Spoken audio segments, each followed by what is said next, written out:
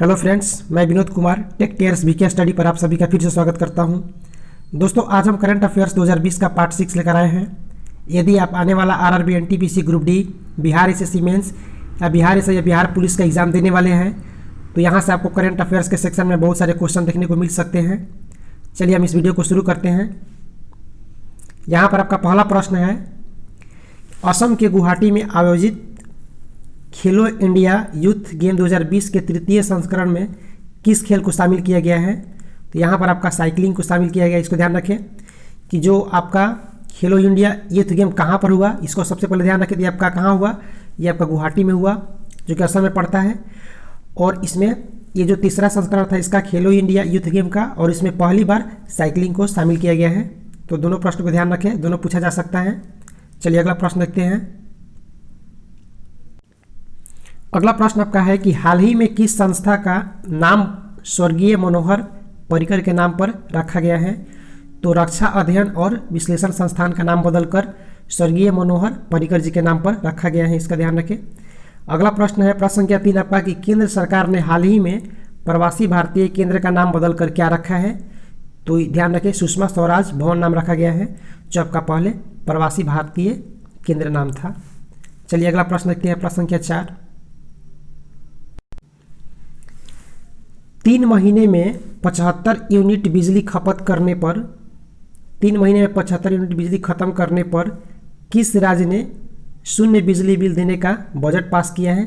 ये आपका पश्चिम बंगाल ने किया है। यदि वहाँ पर आप 3 महीने के अंदर में अगर आप 75 यूनिट से कम या 75 यूनिट तक बिजली खपत करते हैं तो आपको कोई भी बिजली बिल नहीं देना है।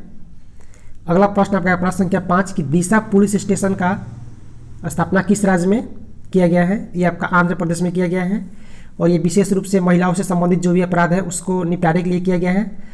तो ये प्रश्न कहीं ना कहीं आपके एग्जाम में बनने का चांस ज़्यादा है, इसको ध्यान रखिए। दिशा पुलिस स्टेशन कहाँ पर है? तो ये आंध्र प्रदेश में है। चलिए अगला प्रश्न देखते हैं।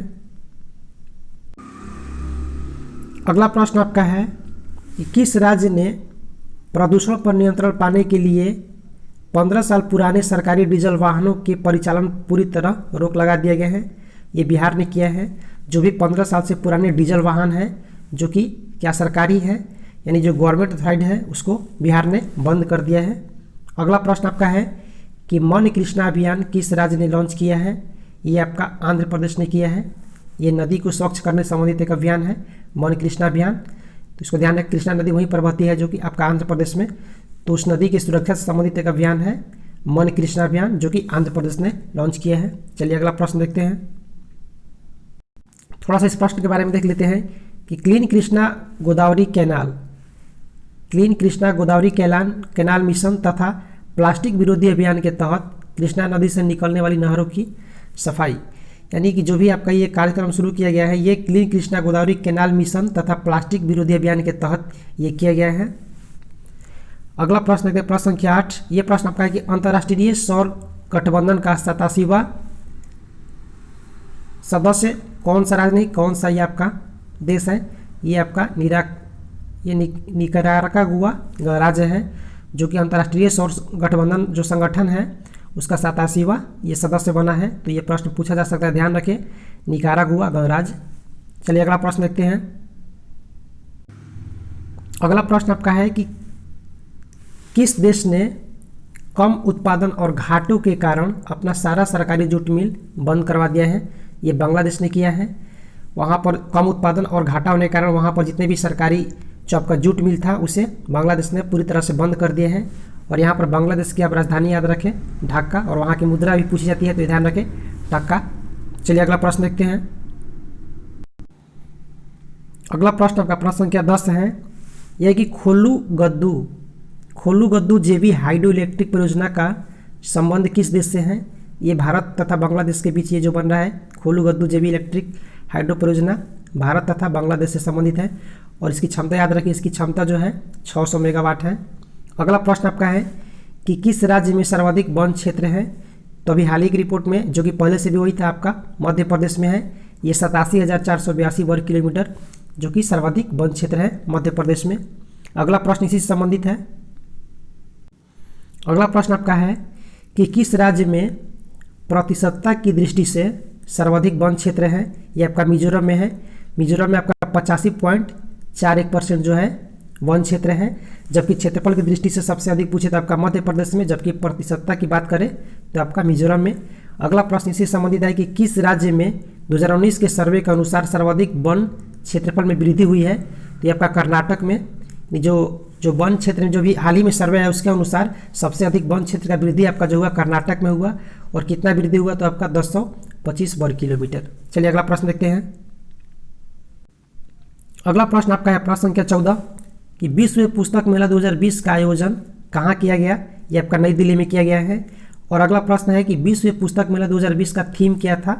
ये आपका विषय क्या था? तो ये आपका था गांधी द राइटर। ध्यान रखिए, ये प्रश्न इस तरह के बनता है एग्जाम में। थीम से वगैरह जो भी दिवस बनता है उससे संबंधित जो थीम है उसको जरूर ध्यान रखें। चलिए अगला प्रश्न देखते हैं। अगला प्रश्न आपका है प्रश्न संख्या 16 कि रोहतांग टनल किन दो स्थानों को जोड़ती हैं? ये आपका लेह तथा मनाली के बीच में पड़ता है रोहतांग टनल। और ध्यान रखें कि हाल ही में इसका नाम अटल टनल रखा गया है। अगला प्रश्न आपका प्रश्न संख्या 17 कि भारत का पहला ट्रांसजेंडर विश्वविद्यालय कहाँ पर बनेगा? ये आपका कुशीनगर उत्तर प्रदेश में बनेगा। चलिए अगला प्रश्न देखते हैं।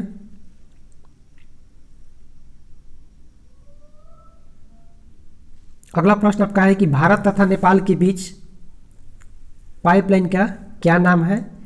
ये जो आपका एक पेट्रोलियम पाइपलाइन लगा है भारत और नेपाल के बीच में, तो जगह के नाम पर ही है वो मोतिहारी और अमलेखगंज पाइपलाइन। यानी बिहार में जो पड़ता है आपका मोतिहारी और ये नेपाल का जगह है अमलेखगंज, तो इसी जगह के नाम पर उसका नाम दिया गया है मोतिहारी अमलेखगंज पाइपलाइन, जिसमें कि पेट्रोलियम एक जगह से दूसरी जगह भेजा जाएगा। अगला प्रश्न आपका है कि कोरोना संक्रमण के जागरूकता के लिए संजीवन ऐप किस राज्य ने लॉन्च किया है? ये बिहार ने लॉन्च किया है। चलिए अगला प्रश्न देखते हैं। अगला प्रश्न है भारत में हृदय प्रत्यारोपण दिवस कब मनाया जाता है? ये आपका 3 अगस्त को मनाया जाता है हृदय प्रत्यारोपण दिवस। अगला प्रश्न आपका है 21 नंबर कि आइवरी कोस्ट के नए प्रधानमंत्री कौन चुने गए हैं? तो ध्यान रखिए हामिद बकायको आइवरी कोस्ट के भी हाल ही में नए प्रधानमंत्री चुने गए हैं। ये प्रश्न बन सकता है। चलिए अगला प्रश्न देखते हैं। अगला प्रश्न आपका 22 नंबर प्रश्न कि रजत भाटिया का संबंध किस क्षेत्र से है? तो ध्यान रखिए रजत भाटिया जी का संबंध आपका खेल से है, और खेल में भी पूछे किस खेल से? तो क्रिकेट से। अगला प्रश्न आपका है कि बर्न्ड शुगर पुस्तक के लेखक कौन है? तो अर्चना सोरेंग। ध्यान रखिए बर्न्ड शुगर पुस्तक के लेखक है अर्चना सोरेंग। अगला प्रश्न आपका है कि खेलो इंडिया गेम्स 2021 की मेजबानी किस राज्य को दी गई है? तो खेलो इंडिया गेम्स 2021 में जो होगा आपका हरियाणा में होगा। अगला प्रश्न इस सेट का अंतिम प्रश्न आपका है कि भारत का पहला CDS यानी चीफ ऑफ डिफेंस स्टाफ किसे नियुक्त किया गया है? तो ये आपका भारतीय थल सेना के पूर्व प्रमुख बिपिन रावत जी को भारत का पहला CDS यानी चीफ ऑफ डिफेंस स्टाफ चुना गया है। और ये जो है एक नया पद है भारतीय सेना में बनाया गया, जो कि जल थल और वायु दोनों यानी तीनों सेना के लिए एक मूल रूप से प्रमुख होंगे, जिनका नाम रहेगा CDS यानी चीफ ऑफ डिफेंस, जो कि चुने गए हैं पहले आपके कौन? तो बिपिन रावत। तो दोस्तों अगर आपको ये वीडियो अच्छा लगा तो प्लीज़ वीडियो को लाइक कीजिए, अपने दोस्तों में शेयर कीजिए, और अभी तक आपने हमारे चैनल को सब्सक्राइब नहीं किया है तो चैनल को सब्सक्राइब जरूर कर लें। ये वीडियो देखने का बहुत बहुत धन्यवाद। आपका दिन शुभ हो।